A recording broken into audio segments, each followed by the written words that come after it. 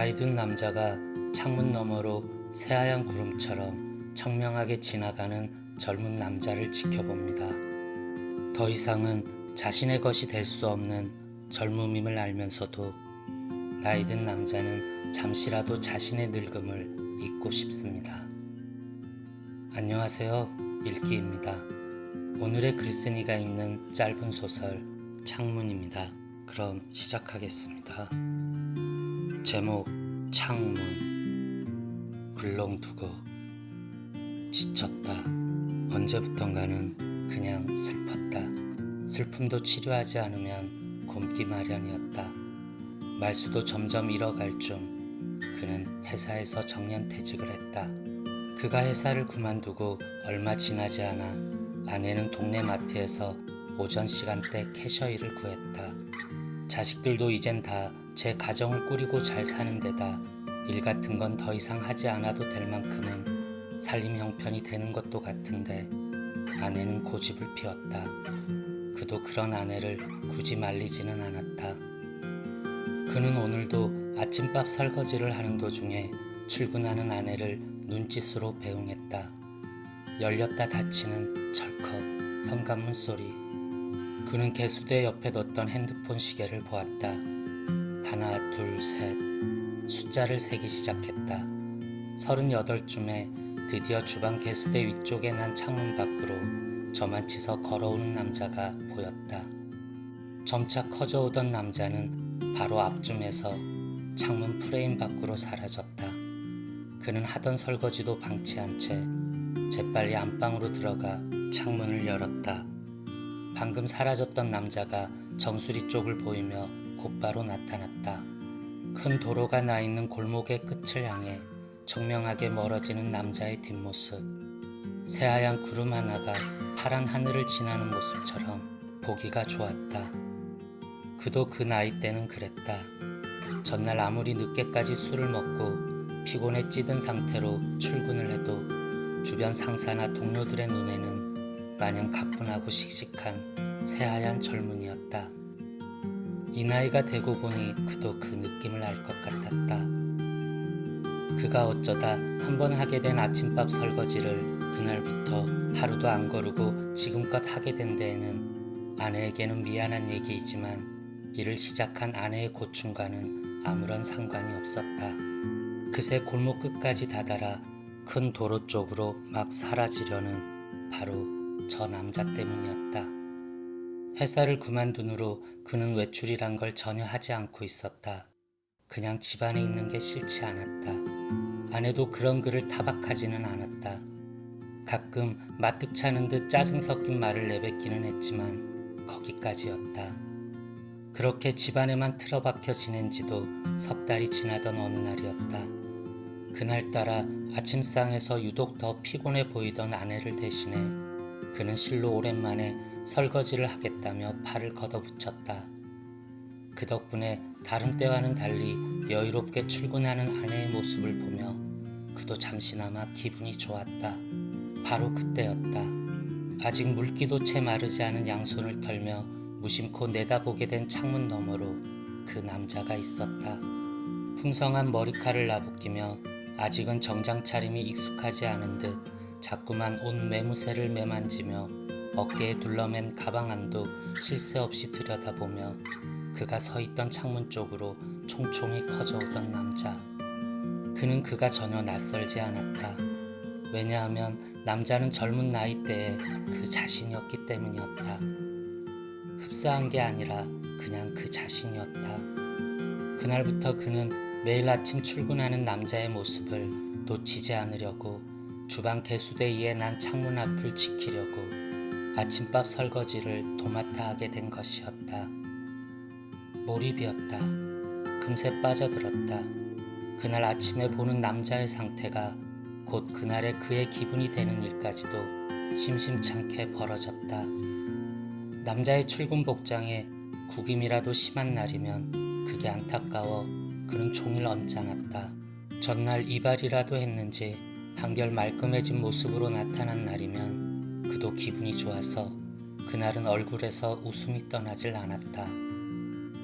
저녁때가 지나는데도 아내는 들어오지 않고 있었다. 일을 시작한 이후로 아내의 귀가 시간은 도무지 종잡을 수가 없었다. 그 이유라도 묻게 되면 아내는 그냥 그렇게 됐어요 라고 같은 말만 되풀이했다. 전화를 하려다가 그는 들었던 핸드폰을 내려놓았다. 밖에 있을 때면 아내 전화를 그도 싫어했듯이 아내도 싫어할 건 자명했다. 그때 그의 머릿속에 지금까지 남자의 퇴근길은 한 번도 본 적이 없다는 사실이 떠올랐다. 대다수 직장인들이 퇴근하고 집으로 돌아가는 시간이었다. 그는 아침과는 반대로 안방에 난 창문으로 먼저 다가갔다. 열고 밖을 내다보았다. 그의 기대에도 불구하고 한참이 지나도록 남자는 나타나지 않았다. 하긴 그도 그랬다. 나이가 들어서는 방영 시간을 미리 정한 연속극처럼 기가 시간이 매일 똑같았지만 젊은 때는 그야말로 들쑥날쑥이었다. 그만큼 충동이나 약속도 많은 나이였다. 그만 창문을 닫고 돌아서는데 마침 그의 눈에 남자가 아닌 아내가 들어왔다. 한 손에는 저녁 창거리라도 샀는지 두툼한 비닐봉지를 들고선 땀을 뻘뻘 흘리며 바삐 걸어오는 아내. 그는 갑자기 마음이 아팠다. 아내와 함께 멋진 저녁을 곁들인 외출을 한지도 꽤나 오래전의 일이었다. 여자가 있었다. 매일같이 혼자서 출근하던 남자의 곁에 오늘은 아주 귀여운 인상을 가진 연배로 보이는 여자가 붙어 있었다. 누가 먼저랄 것도 없이 서로의 몸쪽으로 잔뜩 기울인 두 사람은 마치 하나인 것처럼 서로를 지키고 있었다. 누가 보아도 이제 막 시작한 싱그러운 커플의 모습이었다. 하룻밤 상대처럼 보이지는 않았다. 전날 밤 두 사람은 아마도 남자가 자취하는 집에서 함께 시간을 보냈으리라. 눈부셨을 둘만의 시간. 그도 아내와 결혼하기까지 연애를 참으로 오랜 시간 동안 했다. 그러는 사이 헤어질 고비도 여러 번 있었지만 그도 아내도 서로를 놓기에는 많이도 사랑하던 시절이었다. 여자와 함께 있는 남자의 모습을 보자 그는 갑자기 남자가 앞으로 만들어갈 무궁무진한 미래가 떠올랐다. 이제 곧 생전 처음으로 자신의 이름이 등록된 자동차도 남자는 갖게 될 것이다. 지금보다는 조금이라도 더 넓은 평수의 집을 얻어서 남자는 멀지 않아 이사도 하게 될 것이다. 더 큰 목표 앞에서는 뜻밖의 시련도 닥치겠지만 어찌됐든 다채롭게 펼쳐질 남자의 싱싱한 미래. 어느새 안방 창문 안으로 옮겨와 멀어지는 두 사람을 지켜보던 그의 얼굴엔 설렘이 가득했다. 연애를 시작한 게 분명한 남자의 모습이야말로 살아 꿈틀대는 징표이기도 했다. 아름다웠다. 그 젊음이. 아내가 아팠다. 고질적인 허리 통증이 급기야 다리까지 내려간 모양이었다. 캐셔라는 게 서서 하는 일이다 보니 여태 버티는 게 어찌 보면 용한 일이었다. 마트에는 사정을 얘기하고 아내는 오늘 하루 쉬기로 했다. 아침밥 설거지도 하다 말고 아까부터 주방과 안방을 분주하게 오가던 그는 자신을 뚫어져라 쳐다보는 아내 때문에 곤혹스러웠다. 그렇다고 가만히 있을 수도 없는 노릇이었다. 그게 다 남자의 최근에 벌어진 상태 때문이었다. 보다 못한 아내가 퉁명스레 말을 꺼냈다. 뭔데 그래요? 뭐가? 그는 애써 태어난 척하며 침대에 누워있는 아내 쪽을 돌아보았다. 정신없이 왔다 갔다 하지 말고 저 방 가서 파스나 좀 갖다 줘요. 그는 아내의 말을 듣지 못했다. 여보, 파스 좀 갖다 달라고요. 저 방 가서. 알았어. 그는 작은 방으로 가서 약상자를 찾았다. 안에서 파스를 꺼내 안방으로 돌아가려다 냉큼 주방 쪽 창문으로 다가가 밖을 내다보았다. 남자는 이미 출근하고도 남을 시간이었다. 그런데 오늘은 어찌된 일인지 아직까지도 나타나질 않고 있었다. 처음 있는 일이었다. 전날 외박이라도 해서 그런 거라면 다행이었지만 왠지 그럴 것 같지는 않았다. 벌써 한 달이 지났다. 남자의 얼굴에 수십만 가득해서 먹구름이 잔뜩 낀 게 처음 본 이후로 이틀이 멀다 하고 함께 출근하던 여자의 모습이 더 이상 보이지 않던 시점과 정확히 일치했다. 둘의 연애 전선에 이상이 생긴 게 확실했다. 그로 인해 남자가 시름시름 알아가는 중이었다. 여보, 아내가 큰 소리로 그를 찾았다. 그는 안방으로 재빨리 돌아가 아내에게 파스를 건네주었다. 그러고는 불투명한 안쪽 창문 말고도 이번에는 바깥의 투명한 창문까지도 활짝 열고선 밖을 내다보았다. 창문은 왜요? 당신 이상하네. 그는 대답하지 않았다. 매일 아침마다 저 나가고 나면 이러고 있었어요? 정신없이 왜 그래요? 아니야. 그는 마지못해 답을 하고선 다시 창문 밖을 살폈다. 파스 좀 붙여줘요. 그는 또 대답하지 않았다. 여보! 그가 퍼뜩 정신을 차리듯 아내를 돌아보았다. 아내 곁으로 다가가면서도 창문 쪽을 연신 주시하던 그가 파스 겉포장을 뜯다 말고 돌연 빠르게 창문 앞으로 돌아갔다. 드디어 정수리 쪽을 보이며 그 청명한 남자가 모습을 드러낸 것이었다. 그뿐만 아니라 아주 귀여운 인상의 그 여자도 남자의 곁에 함께 있었다. 그의 입에선 안도의 한숨이 터져 나왔다. 행여나 남자에게 무슨 탈이라도 생기진 않았나 하고 조마하던 마음이 일시에 풀리자 그는 감격스럽기까지 했다. 서로의 몸을 바짝 붙이고선 조잘대는 게 영락없이 사이좋은 그때로 돌아간 모습이었다. 여보! 그는 갑자기 안방에서 나가 다시 작은 방으로 들어갔다. 책들이 가득한 책장 안에서 대뜸 무언가를 집어들었다. 다급히 현관 쪽으로 다가가 문 밖으로 뛰쳐나갔다. 여보! 계속해서 소리만 지르던 아내가 어이가 없다는 듯 침대에서 몸을 일으켰다. 아픈 다리를 절룩대며 거실 쪽에 나가보니 남편은 정말 현관문 밖으로 사라지고 없었다. 조금 전 남편이 활짝 열어놓은 안방 창문 쪽을 돌아보았다. 다가가 밖을 살폈다. 무슨 영문인지 한쪽으로 열심히 달려가는 남편의 모습이 보였다. 헐렁한 파자마 차림도 차림이었지만 힘에 부치는지 연신 뒤뚱거리며 달려가는 남편의 뒷모습. 아내는 그만 뜨악함도 잊은 채 웃음이 터지고 말았다. 아직까진 살아있네 하는 우스갯소리가 절로 나올 지경이었다. 이복에 그가 더는 뛰지 못하고 숨을 헉헉거리며 남자를 불러세웠다.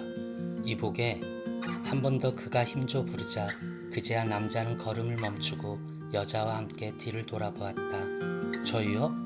남자가 눈이 동그래지며 물었다.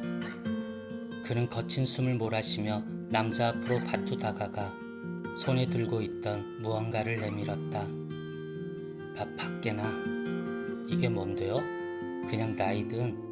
숨이 차서 말은 자꾸만 끊겼다. 그는 한 번 더 길게 숨을 돌리고 나서야 하려던 말을 이어갈 수 있었다. 그냥 나이든 사람의 호의다 생각해주게. 아니지, 그냥 자네와 똑같은 사람이라고 생각하고 받아줄 수 있겠나? 남자는 대꾸는커녕 황당한 듯 옆에 있던 여자와 시선을 주고받았다. 그는 잠시 주저하다가 남자의 한 손을 들어 자신의 손에 있던 것을 쥐어주고는 곧바로 돌아서 집으로 향했다. 잠시 후 인상만큼이나 아주 깜찍한 여자의 목소리가 먼저 들려왔다. 어머, 이거 뮤지컬 공연이랑 디너 티켓이잖아. 2장이네? 이래봐, 다음 주 토요일 거네? 근데 이걸 왜 자기한테 준대? 모르지 나도. 아까 뭐랬지?